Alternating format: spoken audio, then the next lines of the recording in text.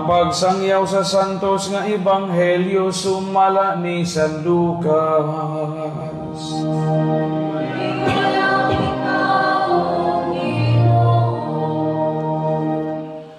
Miabot ang panahon nga si Isabel manganak na ug nanganak siya lalaki. Nakadungog ang iyang mga silingan ug mga paryente nga maayo gayud ang Ginoo kaniya ug nangalipay silang tanan uban kaniya. Sa usa na kasimana ang bata, mianha sila aron paghimo sa seremonya sa pagtuli. Ila na untang hinganlan siya Zacarias ang ngalan sa iyang amahan, apan miingon ang iyang inahan, ayaw, Juan ang ingalan kaniya. Miingon sila kaniya, apan wala man kamoy paryente nga nagdala niya ang maong pangalan. Unya misinya sila sa iyang amahan aron pagpangutana kaniya unsay gusto niyang ingahan sa bata. Nangayog sulatanan si Zacarias ug misulti, Juan ang iyang ngalan. Ug nahibulong pag-ayo silang tanan. Diha-diha nakasulti na si Zacarias ug gidayeg niya ang Dios. Nangahadlok ang mga silingan ug mikaylap sa tanang kabungturan sa Judea ang balita mahitungod niining mga butanga. Namalandong ang tanan nga nakabati niini ug nangutana, unsa kaha ang kaugmaon niining bataa? Kay tataw kaayo ang gahom sa Ginoo, nag-uban man kaniya. Ang ebanghelyo sa Ginoo.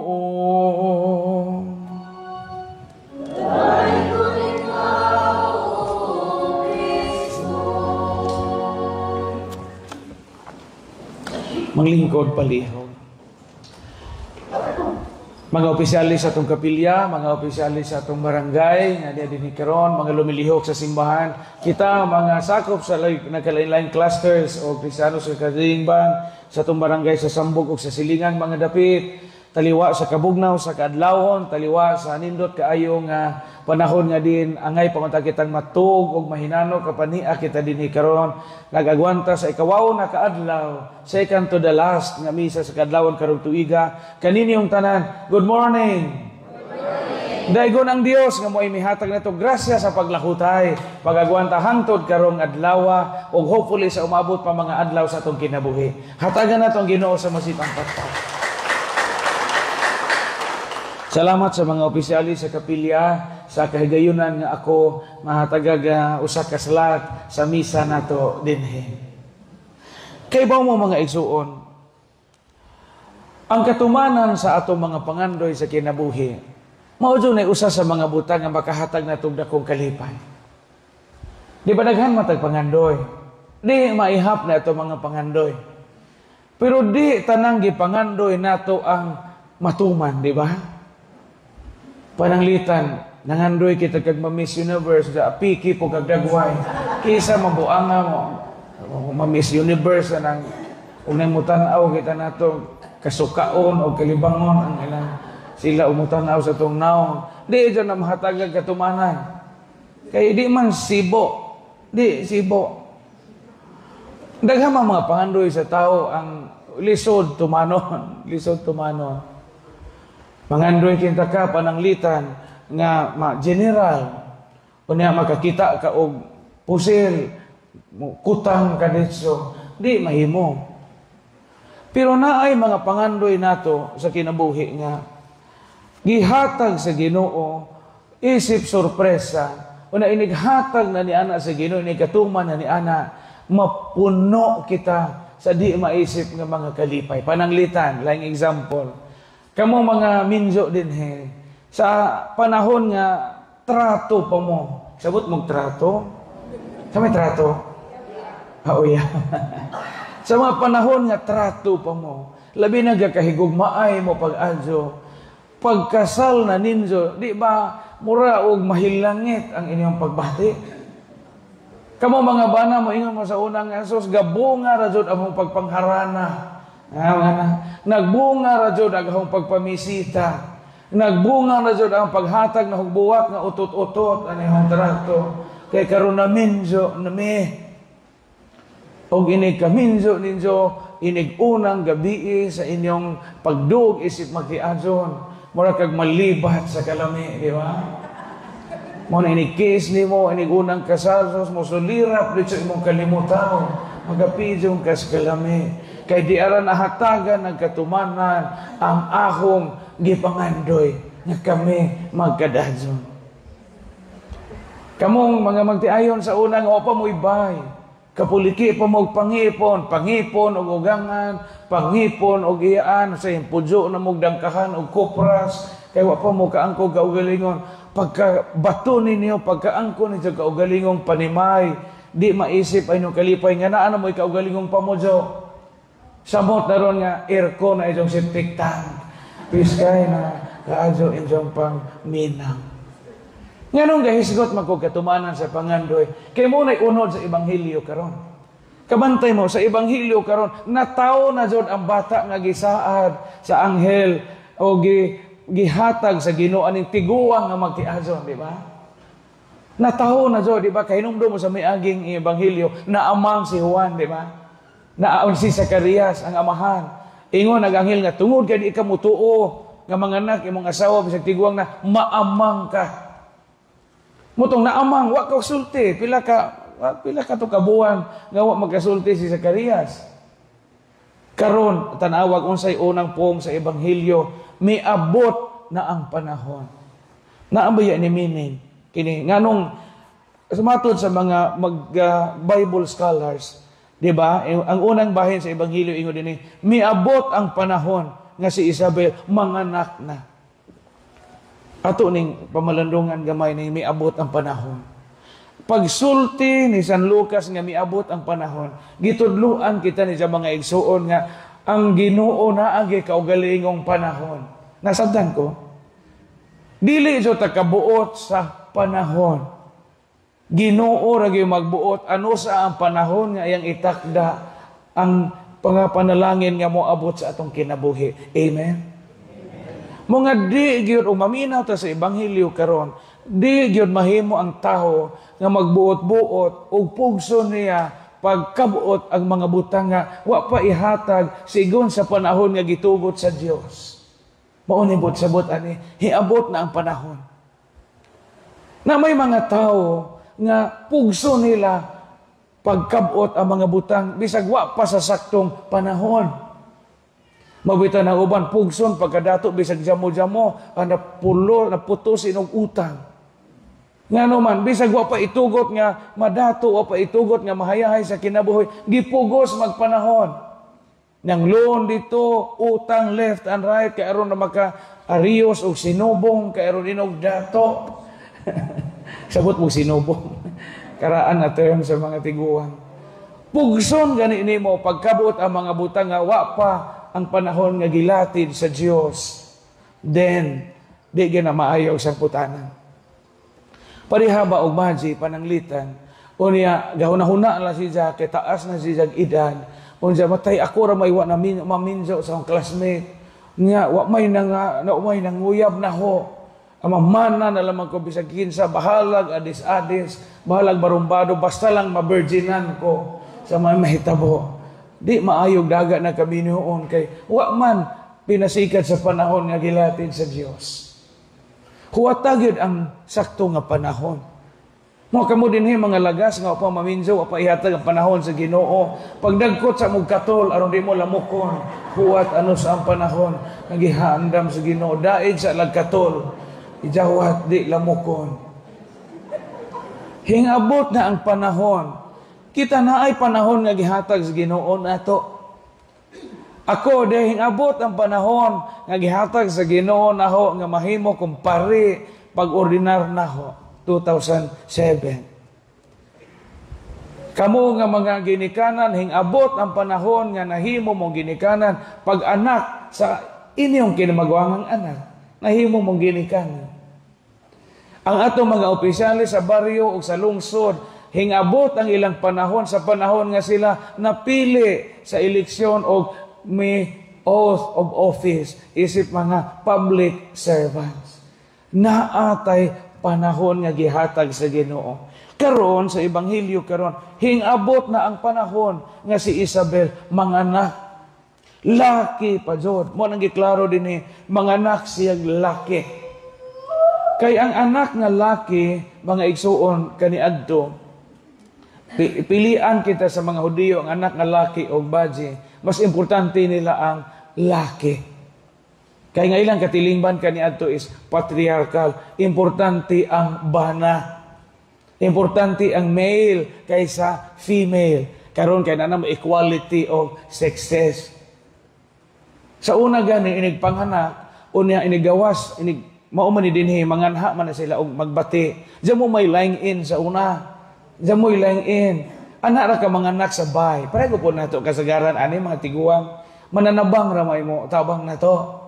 Og midwife. Primero jud mananabang ra, sunod timbang mananabang og midwife. O diyan mo na mga ospital kaniadto, wa na mga lying-in centers. Og magbati na ng inahan ang mga tao sa mga silingan maglibot-libot na sa bahay. Una og datuon kita ka nga magtiadson, mag-hire kag banda. Nga samtang giuuwan imong asawa na ay banda magsigig tukar. Iyana ang mga Hudiyo.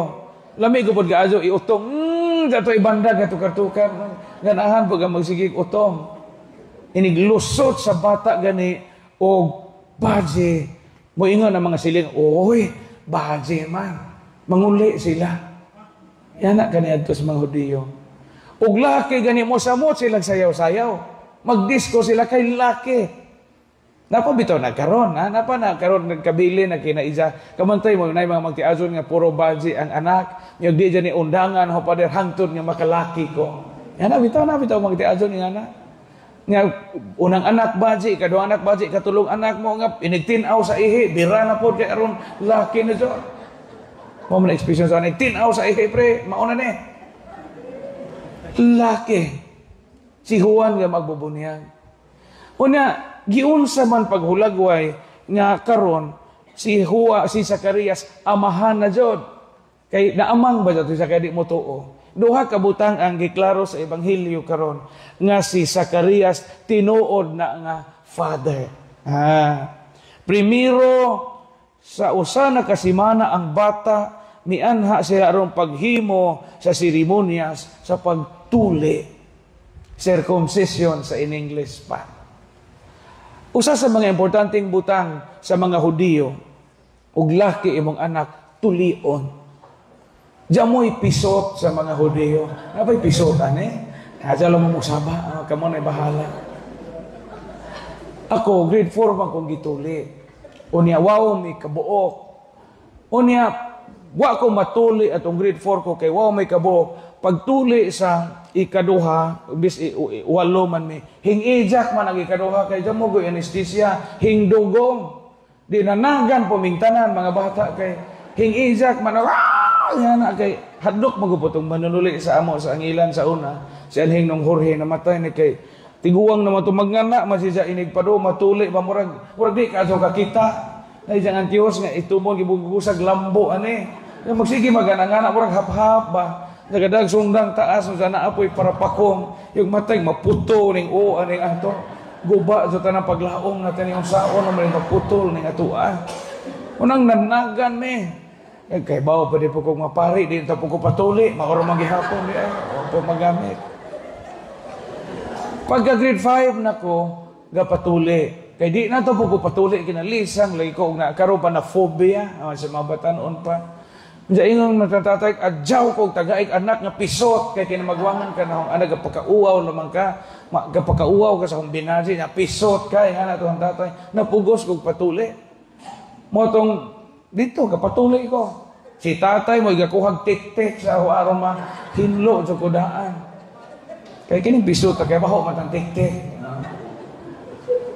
gituli ang bata sa mga Hudiyo. 1 week pa ang bata, tulio na mo. Bita din sa usa na kasimana ang bata. Gamay pagod tulion. Sa purmaan ang bata nga 8 adlaw. Gamay pagkaazo na. Pisot pagkaazo dya. 8 days tulio na nila. Ato kay maabot pa mag grade 4. Maabot pa grade 5 usay tulion. Ang uban gani nanay apo mo pa'y pagtuli. Dito na sa ospital tulia kay operahanan dya. Aron di makugaw, di makagaw, gituli. Tiguang na. Ikaduha, ang paghatag og pangan. Nindot ang ebanghelyo karon. Kabantay mo karon, si gihuwat jud nila, wa man makaistorya si Zacarias. Unya gihuwat nila nga makaistorya. Primero gingon dinhi, nangayog suwatanan si Zacarias og misulat, Juan ang iyang ngan. Ang paghatag og ngan sa usa ka bata, buot ipasabot nga ikaw maoy authority na kay gahom aning bataa. Kay iya guning anak man ni Juan. Unya piskay ang ngan. Nganlan mo ta si kining bata og junior, di ba? Zacarias mo ta ingan. Unya ingon si Isabel og ingon si Isabel dili Juan ang iyang ngan. Unsa man di meaning anang ug nagani dinhi nanimba ninyo nga Juan or Juana ang inyong ngan. Ang buot ipasabot ana God's mercy. Kaluoy sa Dios. So, og naingan din nga Juan, Juana, or Joan, kani akong kuyog aning gaupirit sa IT. Joan, basi ko kakaibaw, Joan sa imong ngan. Ang meaning, ana, that is a Jewish name. Ang ngan, ana, is God's compassion or God's mercy. Ang pagngan o bata, tradisyon na nato nga nasunod sa karaang mga kapanahunan sa Biblia. Mao nga kamo, mga ginikanan man pod mo, mga inahan o amahan man mo, pangita po magpiskay nga ngan sa inyong anak. Kabantay mo karon sa Ebanghelyo, nangayo sila suwatanan ang tatay so dahil giinganan nga sa mainganan ni mong bata. Adyaw nganli na inyong anak og binuang. Kay nay uban, nakaibaw ko na ko'y classmate na seminaryo, unja iyang papag at trabaho o sa kakumpanya, angan sa bata, Pepsi. Pepsi, tinuod kay diha man iyang amahan sa Pepsi. Driver o Pepsi. Kung diha, tinuod niya ako nabitan ng Tigwali. Nakabun niya ko, bago pa kumpare dito sa Tubigon. Nakabun niya ko og bata. Kabumong sa ingan sa bata. Bilato. Kung ginoo kong ilaraman, ingana o nganlan o bilato. Makuha ng kong ilaraman. Kung saan man eh. Kung anong kanima imong gingan, ilaraman ka maitok. O saan man mo pagtawag. Makalimtan tong o.